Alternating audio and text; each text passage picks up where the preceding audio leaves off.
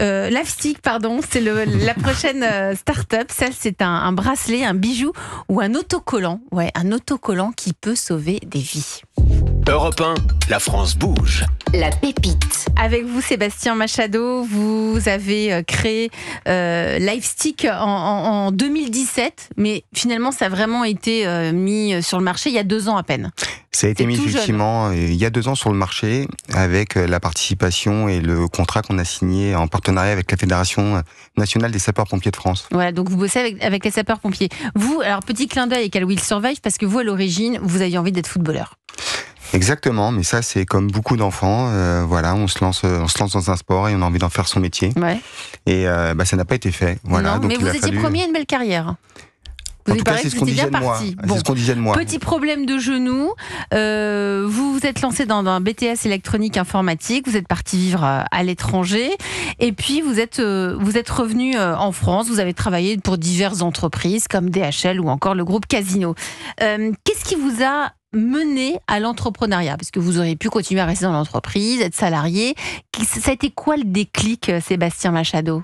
Alors ça a été déjà la rencontre de mon ami et associé Julien Cotel, qui est le fondateur réel de Lifestick.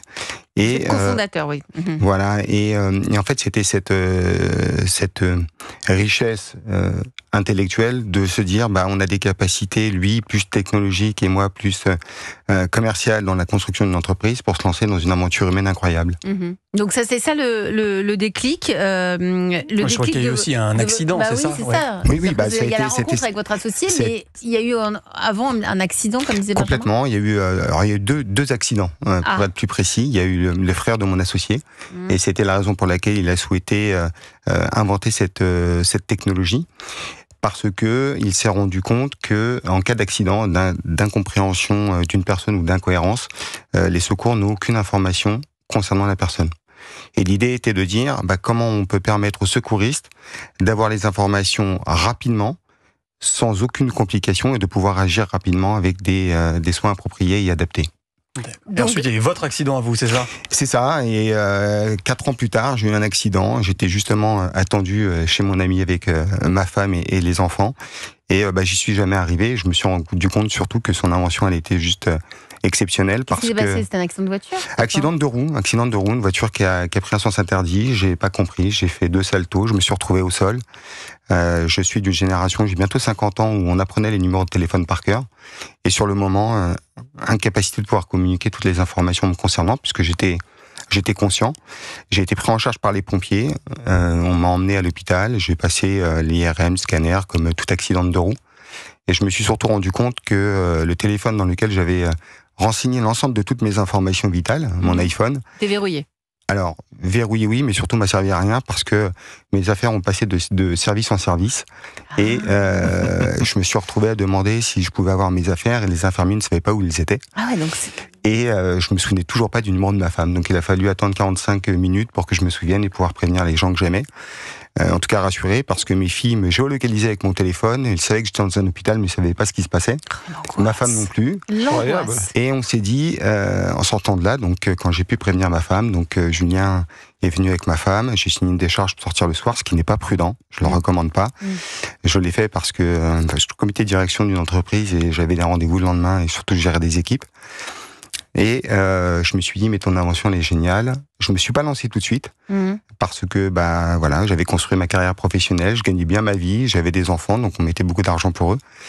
Et il y a 2 ans, j'ai décidé qu'effectivement, il fallait de son invention créer une entreprise qui permette aux personnes de pas vivre ce que l'on a vécu. Ouais. Ça devait être très angoissant pour vous de pas pouvoir trouver le numéro de téléphone, pas alerter les proches.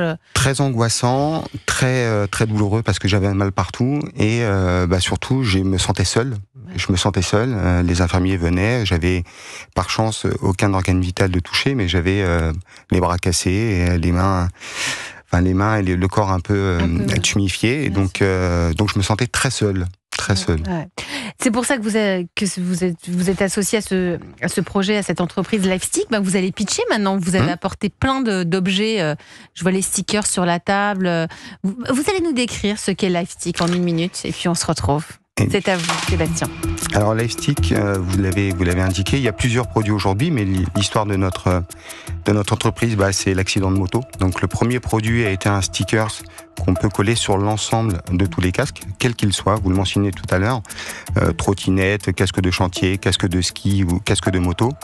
Et puis on s'est rendu compte rapidement que l'urgence n'était pas forcément en deux roues ou sur un engin motorisé.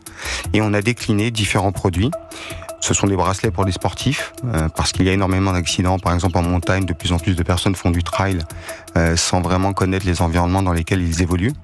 On a aussi fait des bracelets bijoux parce qu'on est tous concernés potentiellement à avoir un accident sur la route ou chez soi. Voilà, je rejoins un peu Johan par rapport à ça. Et nos produits sont très simples parce qu'ils fonctionnent sans batterie, ils sont sans abonnement et on peut recueillir les informations quel que soit le produit avec un smartphone équipé de la technologie NFC. Et en quelques instants, les secouristes vont pouvoir recueillir les antécédents médicaux, les allergies, les traitements en cours, qui sont les informations les plus nécessaires et primordiales. Contrairement à ce que l'on croit, le résus sanguin n'est pas c'est pas le plus important parce que la loi est très stricte en France. Toute transfusion de sang doit faire quand même l'objet de contrôle. Alors il y a des cas très extrêmes où on utilise quand même du O négatif, mais on s'est rendu compte au travers les commissions santé que l'on a eues avec les sapeurs-pompiers que il fallait quand même vérifier, revérifier. C'est pas juste la carte du résus. Ce qui est très important, c'est l'identité bien évidemment de la personne. Ouais. Et ce sont surtout les antécédents médicaux. On parlait tout à l'heure d'arrêt cardiaque. Si vous avez un pacemaker sur le corps, on ne prodigue pas un massage cardiaque de la même façon.